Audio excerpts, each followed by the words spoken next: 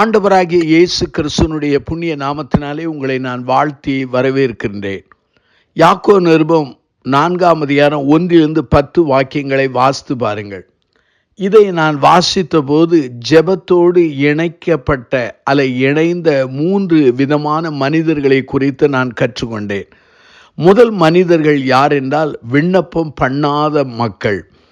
யாக்கோபு நிருபம் 4ஆம் அதிகாரம் 1-2 வாக்கியங்களை வாசித்து பாருங்கள்.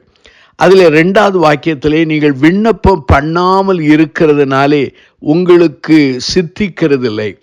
இந்த மக்களுடைய வாழ்க்கையிலே யுத்தங்கள் இருந்தது, சண்டைகள் இருந்தது, அவயங்களில் போர் செய்கிற இச்சைகள் இருந்தது. அவர்கள் இச்சித்தது ஒன்றும் கிடைக்கவில்லை, கொலை செய்தார்கள், பொறாமை உள்ளவர்களாக இருந்தார்கள் என்றெல்லாம் சொல்லப்படுகிறது. இவ்வளவு போராட்டங்கள், பிரச்சனைகள் நிறைந்த சூழ்நிலையில் வாழ்ந்தாலும் இவர்கள் விண்ணப்பம் பண்ணவே இல்லை என்று யாக்கோபு எழுதுகிறார்.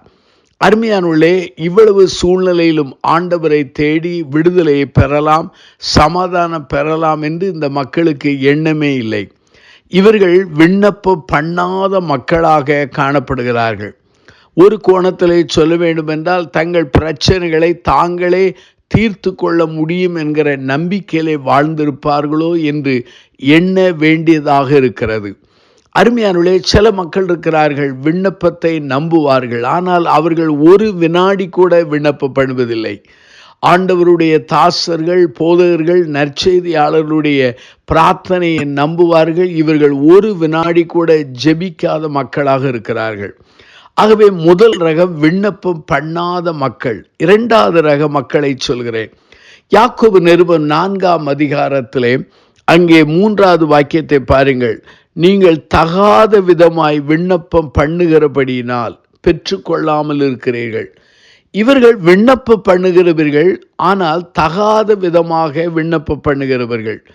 தங்கள் இச்சைகளை நிறைவேற்றும்படி அவர்கள் தகாத விதமாக விண்ணப்பம் பண்ணுகிறவர்கள். இன்னும் சொல்ல வேண்டுமென்றால் சுய சித்தத்தை சார்ந்தவர்கள், சுய விருப்பத்தை சார்ந்தவர்கள், திருமறை வசனத்துக்கு ஏற்றபடி அல்ல, அதுக்கு விரோதமாக விண்ணப்பம் பண்ணுகிறவர்கள்.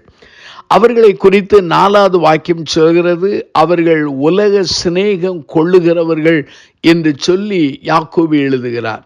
தேவனிடத்திலே அவர்கள் சிநேகம் கொள்ளுகிறதில்லை, உலகத்தோடு சிநேகம் கொள்ளுகிறவர்கள் என்று சொல்கிறார். அருமையான சகோதர சகோதரிகளே, முதல் ரக மக்கள் விண்ணப்பமே பண்ணாதவர்கள். 2வது மக்கள் உலக சிநேகத்தோடு வாழ்ந்து கொண்டு தகாத விதமாய் விண்ணப்பம் பண்ணுகிறார்கள். 3வது மக்கள் ஆண்டவருக்கு அர்ப்பணித்தவர்கள், ஆண்டவருக்கு உகந்ததாய் வாழுகிறவர்கள், ஆண்டவருக்கு முன்பாக தங்களை தாழ்த்துகிறவர்கள், தங்களை சுத்திகரித்து கொள்ளுகிறவர்கள், ஆண்டவருடைய சமூகத்திலே அவருடைய வார்த்தையை நம்பி, அவர் சித்தத்தை நம்பி அவர்கள் அவ்வாறு பிரார்த்தனை பண்ணுகிற மக்களாக இருக்கிறார்கள்.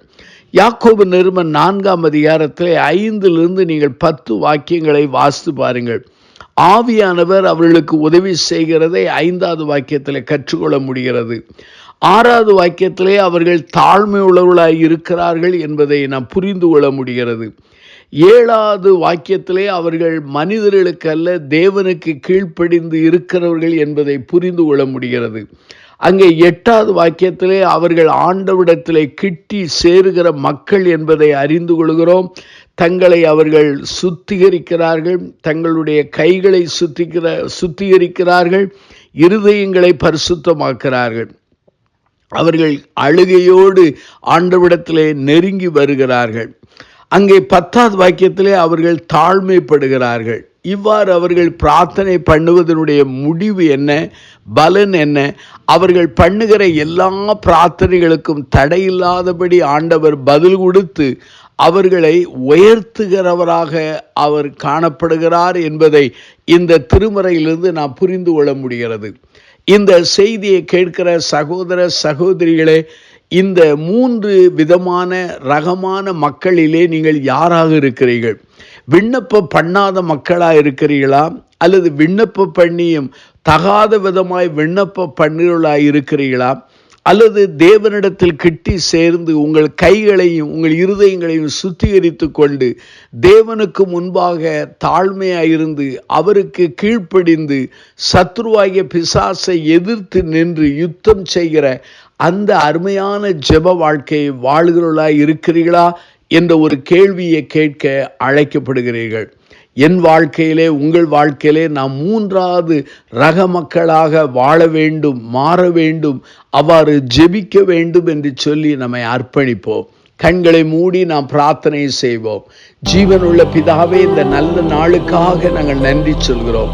உம்முடைய திருமறை செய்தியை நாங்கள் கற்றுக்கொள்ள உதவி செய்தீர்.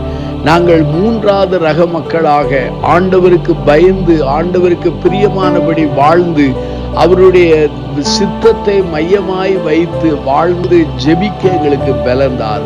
உம்மிடத்திலிருந்து பதில்களையும் ஆசீர்வாதங்களை பெற்றுக்கொள்கிற மக்களாக எங்களை மாற்றும். இந்த செய்தியை கேட்டு அர்ப்பணித்த மக்களை ஆசீர்வதியும். இயேசுவின் நாமத்தில் ஜெபிக்கிறோம் பிதாவே, ஆமென்.